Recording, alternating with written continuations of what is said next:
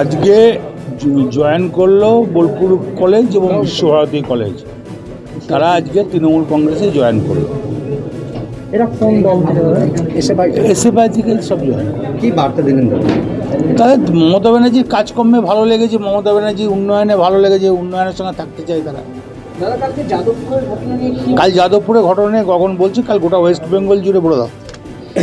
আগে গতকাল যাদবপুর ইউনিভার্সিটিতে এসএফআই এবং অতি বাম সমর্থিত ছাত্রদের দ্বারা আমাদের শিক্ষামন্ত্রী এবং সারা বাংলা তৃণমূল শিক্ষা বন্ধুর কর্মীরা যেভাবে আক্রান্ত হয়েছে, যেভাবে শিক্ষামন্ত্রীর গাড়ি ভাঙচুর করা হয়েছে, তাকে শারীরিকভাবে হেনস্থা করা হয়েছে, তার প্রতিবাদে আগামীকাল সমস্ত শিক্ষা প্রতিষ্ঠানে পশ্চিমবঙ্গের সর্বত্র বিক্ষোভ এবং ধিক্কার মিছিল সংগঠিত হয়। মোট কতজন মতন যোগদান করলেন তাও? 200। বিশ্বভারতী দীর্ঘদিন ধরে ছাত্র সংগঠন নেই, সেক্ষেত্রে এই যে তৃণমূলের হাত ধরে জয়েন করলে কতটা সংগঠন হবে বিশ্বভারতী কেন? অবশ্যই এই ছাত্রছাত্রীদের যে ছাত্র সংগঠন তৃণমূল ছাত্র পরিষদ, তাতে আমরা আশাবাদী আগামী দিনে যেভাবে অতীতেও তৃণমূল ছাত্র পরিষদ আন্দোলনের মাধ্যমে কর্তৃপক্ষের বিভিন্ন অগণতান্ত্রিক সিদ্ধান্তের বিরুদ্ধে লড়াই আন্দোলন সংগঠিত করেছে, আগামী দিনেও এরা জয়েন করাতে আমাদের আন্দোলন শক্তিশালী হবে। বিশ্বভারতীর যে অরাজকতা, কর্তৃপক্ষের যে একের পর এক নৈরাজ্য সৃষ্টিকারী সিদ্ধান্ত, তার বিরুদ্ধে তৃণমূল ছাত্র পরিষদ লাগাতার কর্মসূচি গ্রহণ করবে এবং অন্যায়ের প্রতিবাদ করবে। গগনদা, দীর্ঘদিন ধরে বিশ্বভারতীর স্থায়ী কোনো উপাচার্য কর্মসূচি ক্লিয়ারও নেই, সবাই ওটা তো সেন্ট্রাল ব্যাপার, ওটা তো সেন্ট্রাল ইউনিভার্সিটি দীর্ঘদিন ধরেই উপাচার্য দেওয়ার ক্ষেত্রে টালবাহানা করছে। আমরা এক্সপেক্ট করব, আশা করব কেন্দ্রীয় সরকার অনতিবিলম্বে বিশ্বভারতীর জন্য একজন স্থায়ী উপাচার্য দেবেন, যে বিশ্বভারতীকে এগিয়ে নিয়ে যাবে। এই নিয়ে আন্দোলন হবে আগামী দিনে? সেটা ছাত্রছাত্রীদের সঙ্গে আলোচনা করে আমরা সেই পথ অনুসরণ করব, প্রয়োজন হলে আমরা আন্দোলনের পথে যাব। দাদা, যদি যারা যোগদান করলেন তাদের উদ্দেশ্যে কি বলবেন? তারা ভালো, তারা আজকে তৃণমূলের যে এত উন্নয়ন, তৃণমূলের যে এত সুন্দর গঠনতন্ত্র, তাতে ওরা যোগ দিয়েছে, আমরা খুব খুশি। যাদবপুর নিয়ে আলাদা করে কিছু বলার নেই। যাদবপুর কী এবং কেমন, এবং যাদবপুরের ছাত্র সংগঠনের নাম করে এসএফআই বা যে লেফট বা আল্ট্রা লেফট ওরা যে নোংরামিটা করে, এর আগে আপনারা দেখেছেন যে একজন ছাত্রকে র্যাগিং করে ছাদ থেকে ফেলে খুন করে দেওয়া হয়েছিল, ঠিক আছে, খুন করে দেওয়া হয়েছিল। তারপরে এর আগেও দেখেছেন এক কেন্দ্রীয় মন্ত্রী, তাকে মাথার চুল ধরে টেনে হেঁচড়ে ক্যাম্পাসে শারীরিক হেনস্থা করা হয়েছিল। তো কালকেও সেটা আমাদের মাননীয় শিক্ষামন্ত্রী ব্রাত্য বসু মহাশয়কে গাড়ি ভাঙা থেকে শুরু করে শারীরিক, এবং সেখানে আমাদের যে সমস্ত অধ্যাপক অধ্যাপিকারা ছিলেন, প্রায় কয়েক হাজার অধ্যাপক অধ্যাপিকা, সেখানেও কয়েকশো ছাত্রছাত্রীকে যদি মনে করতেন ওরা যে নোংরামিটা করেছে তার পাল্টা নোংরামি করতো, তাহলে পশ্চিমবঙ্গে যেমন সিপিএম শূন্য, তেমন কালকেই যাদবপুর শূন্য হয়ে যেত।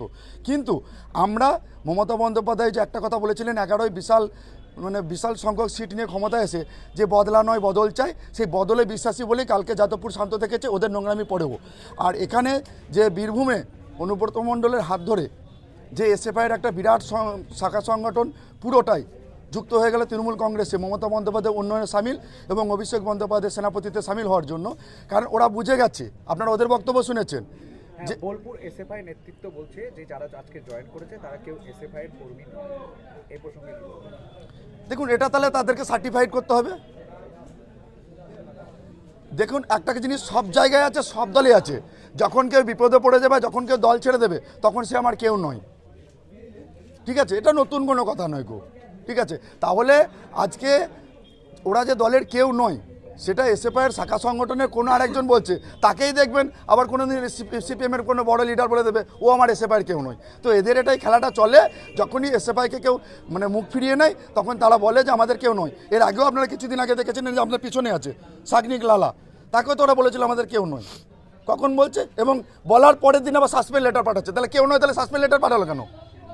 তো এগুলো ওই নোংরামি আর ওই ভণ্ডামি, এই নিয়ে সিপিএম শূন্য হয়ে আছে, এটা নিয়ে নতুন করে বলার কিছু নয়। মমতা বন্দ্যোপাধ্যায় উন্নয়ন, অভিষেক বন্দ্যোপাধ্যায়ের সেনাপতিত্বে, বীরভূমে অনুব্রত মণ্ডলের নেতৃত্বে, চন্দ্রনাথ সিনহার নেতৃত্বে এসএফআই তো দূরে থাক, বীরভূমে তৃণমূল ছাড়া কিছু থাকবে না।